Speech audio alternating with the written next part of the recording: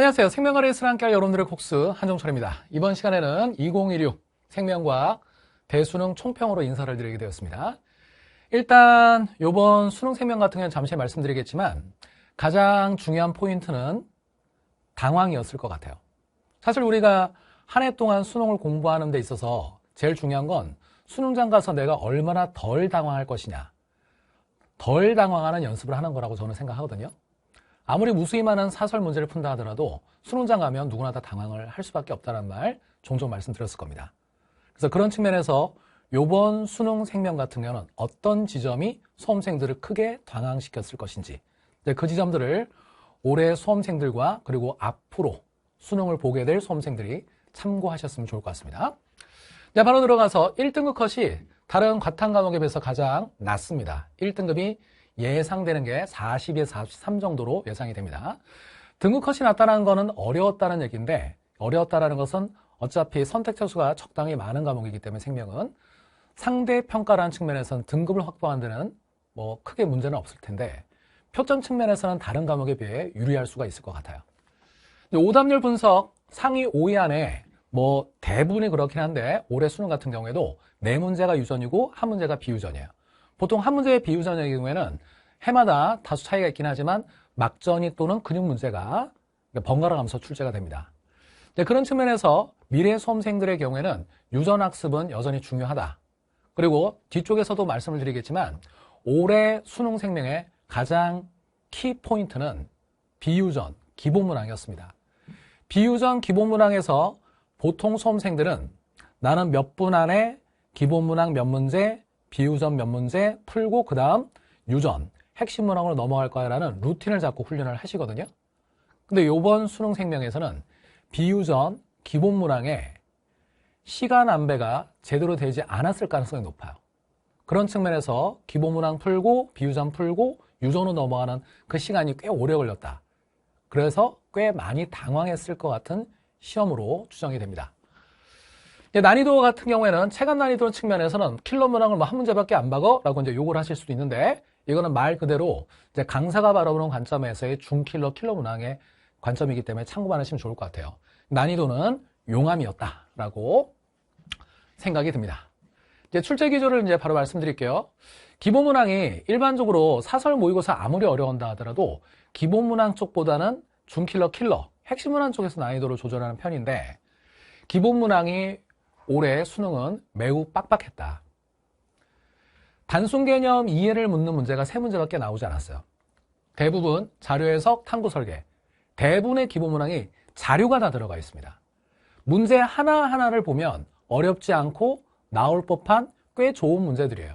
근데 그러한 문제들이 하나의 시험지에 합쳐져 있다 보니까 상당히 숨이 턱턱 막혔을 것 같고, 기본 문항 풀이 시간을 여러분들이 운용하는 시험 조절 과정에서 몇 분 정도로 잡고 예상을 하고 문제를 푸셨을 텐데, 기본 문항을 풀고 났더니 그 다음 핵심 문항 풀 시간이 거의 남지 않았던 매우 당황스러운, 손이 떨릴 만큼 상당히 위협적인 시험이라고 생각이 듭니다. 그래서 앞으로 미래 수험생들 같은 경우에는 기본 문항의 트렌드는 사실 2년 전부터 이래해 왔거든요. 단순 개념을 묻는 문제보다는 자료를 조금이라도 섞어서 지문의 길이가 길어지거나 시간이 좀 더 걸리는 그런 형태로 최근 2개년간 평가원의 기본 문항이 계속 진화해 왔기 때문에 어느 정도는 예측을 했어요. 그런데 설마 이 정도까지 빡빡하게 낼 줄은 아무도 몰랐던 거지. 저도 이제 이 기본 문항 같은 경우에는 이제 철철 실무라든지 RGB 저희 컨텐츠에서 많이 훈련을 했던 수험생들도 상당히 힘들었다는 이제 수강평을 받습니다. 이제 기본 문항을 단시간에 풀어내는 게 매우 어려웠기 때문에 그런 측면에서 기본 문항의 훈련을 앞으로 미래 수험생들은 좀 더 철저하게 해주셔야 될 것 같다. 특히 이제 출제 빈도가 낮은 문항에 출제됐던 것도 상당히 당황하는 요소로 작용했을 것 같습니다. 예를 들어서 11번의 혈액형, 12번의 생존곡선 잘 안 나와요. 가끔 나오지. 특히 이제 제가 올해 욕을 먹었던 것 중에 하나 뭐냐면 RGB나 철철 실무에 일부 수험생들이 시험에 나오지도 않는 혈액형 문제를 왜 이렇게 많이 넣냐라고 욕을 먹었던 적이 있어요. 그때 제가 이제 일부 수험생들한테 수강평을 통해서 얘기하면서 설득했던 건 뭐냐면, 혹시 모른다. 평가원에서 언제 뒤통수 칠지 모르기 때문에 일단 보험용으로 풀어놓고 대비라는 게 좋지 않겠냐. 이제 마침 올해 11번 혈액형이 다소 이제 특색 있게 출제가 됐는데, 그런 점에서 본다면 미래 수험생들은 출제 빈도가 낮은 유형의 경우에도 대비를 해두시는 게 혹시 모를 뒤통수를 대비할 수 있다. 그런 측면을 조언해드리고 싶고요.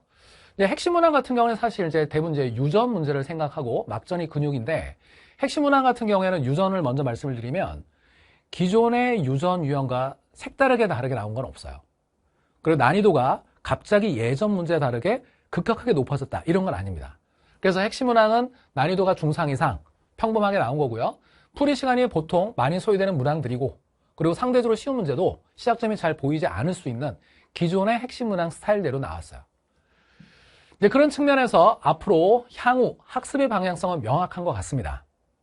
단순 개념 이해를 묻는 문항 출제 빈도가 낮아지고, 기본 문항도 자료 위주의 해석을 요구하는 문제가 점점 늘고 있기 때문에 올해만큼은 아니겠지만 난이도가 내년 수험생의 경우에도 생명과학을 선택하신다면 기본 문항의 훈련을 매우 중요하게 생각하셔야 된다.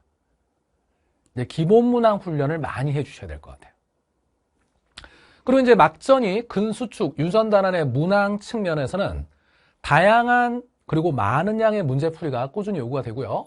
그런 측면에서 엔제와 하프 모의고사를 한 명의 강사뿐만 아니라 다양한 강사의 것, 다양한 컨텐츠를 다양하게 새로운 자료를 여러분들이 접해보는 걸 추천드립니다.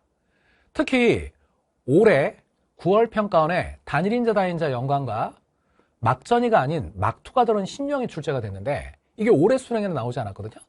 이 단다 연관과 막투가도 이 새로운 소재를 내년 수험생들은 꼭 하셨으면 좋겠어요. 그 부분에서 다시 수능에서 뒤통수를 맞지 않도록 하기 위해. 올해 수능 생명은 실제 매우 어려운 시험이었다.